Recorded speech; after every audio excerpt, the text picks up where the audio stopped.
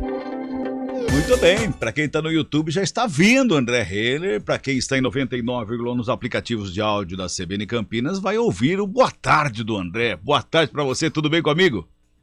Boa tarde, Cabela, boa tarde, Carlão, e principalmente boa tarde a todos que estão nos acompanhando. Alguém pode estar perguntando, mas o André não é segunda-feira com o André? Sabe o que é, gente? Segunda-feira ele estava muito atarefado, ele estava viajando lá, visitando as vinícolas no Rio Grande do Sul, para ver e degustando os melhores vinhos, para ver. Era mais ou menos isso, André? Olha, Cabela, uma das intenções era essa, porém não aconteceu. Eu passei praticamente 10 dias no Rio Grande do Sul trabalhando, mas aproveitei também para levar minha família, minha esposa e meus dois filhos, para ficarem com a minha mãe, né, com a vovó Marta, que mora em Novo Hamburgo, ao lado de Porto Alegre, e não tem a possibilidade de estar sempre com os netos e comigo. Então, enquanto eu trabalhava, a minha esposa e os netos ficavam com a vovó Marta e com as minhas irmãs Sabrina e Corine, que são espetaculares. Então, foi momento de trabalho, mas foi momento também de aproveitar a família. Por isso que o Toque de Ouro é na sexta-feira. E aí a gente vai dar um salto de 2 dias e ter novamente o Toque de Ouro na segunda. Muito próximo do outro, com muito assunto para a gente falar a respeito do vôlei. Aliás, André, o vôlei masculino, a seleção brasileira masculina foi derrotada pelos Estados Unidos nas quartas de final lá da Liga das Nações.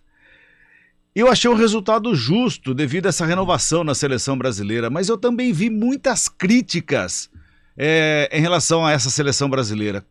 Você concorda com as críticas ou você concorda que é uma renovação e tem que ter tempo ao tempo? Tu sabe, Cabela, que desde que eu consegui assistir o jogo, né? Um dos poucos momentos lá no Rio Grande do Sul que eu consegui parar para assistir o jogo e o jogo foi justo porque os Estados Unidos foi extremamente superior à seleção brasileira, né? Tecnicamente, taticamente, o time mais entrosado. Por outro lado, a seleção brasileira mostrou muita fragilidade na fase defensiva e ofensiva. Realmente não estavam no auge da sua preparação, né? Enquanto os Estados Unidos estava voando, né? Estados Unidos chegou na sua melhor fase do ano nas finais da Liga das Nações. É muito difícil, é complexo, né? Na verdade, Cabela, eu emitir uma opinião como especialista de vôlei, digamos assim, mas também como comentarista. As críticas, elas sempre acontecem, né? Algumas são justas, outras não são justas, nem mesmo são lúcidas, né? O meu papel aqui é ser o mais imparcial possível e o mais lúcido possível, né? Até porque a minha especialidade é o voleibol. É uma geração que passa por uma renovação, que precisa passar por uma renovação. Essa renovação está acontecendo, porém nós temos posições que precisam que surjam outros atletas para suprir a necessidade da seleção brasileira, porque o Bruninho, levantador, não vai jogar mais 10 anos na seleção brasileira. Né? O seu reserva, o Cachopa, que a gente não sabe se é reserva ou se também atua como titular, não, na minha opinião, não tem a capacidade do Bruno ainda de liderar uma seleção brasileira. E eu não estou dizendo só do ponto de vista comportamental, afinal de contas o Bruno é capitão. Eu estou falando do ponto de vista técnico, né? O Bruninho é mais do que um excelente levantador, é um ótimo profissional, um ótimo atleta, e não é à toa que é o capitão da seleção brasileira. Mas eu senti, e aí eu sempre tomo muito cuidado com esse tipo de comentário, Cabelo e Carlão, eu senti um pouco a seleção apática, sabe? Eu senti ela sofrendo em demasia, né? Obviamente que tem a renovação, jogadores que estão chegando agora, jogadores muito novos no banco de reserva, então as trocas não são equivalentes, né? Esses jogadores precisam adquirir repertório, nós já falamos sobre isso em relação à seleção feminina, mas mesmo assim, isolando todos esses fatores, se é possível fazer isso, eu também vi uma seleção brasileira apática, sabe? Senti uma seleção frágil, senti uma seleção demonstrando um pouco de apatia. Isso é ruim, né? Eu não sei se isso é uma percepção minha, ouvi de mais pessoas isso. Não sei se essa percepção condiz com a realidade.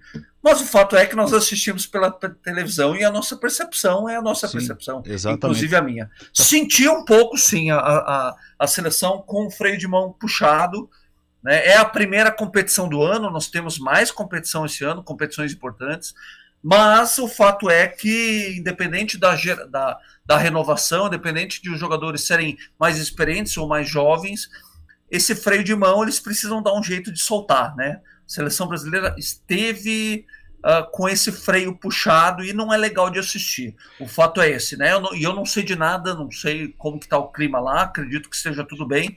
O Renan Dalzotto e toda a comissão técnica são excelentes profissionais, excelentes líderes. O fato é que a seleção brasileira demonstrou muita fragilidade e precisa construir a sua personalidade para as próximas competições.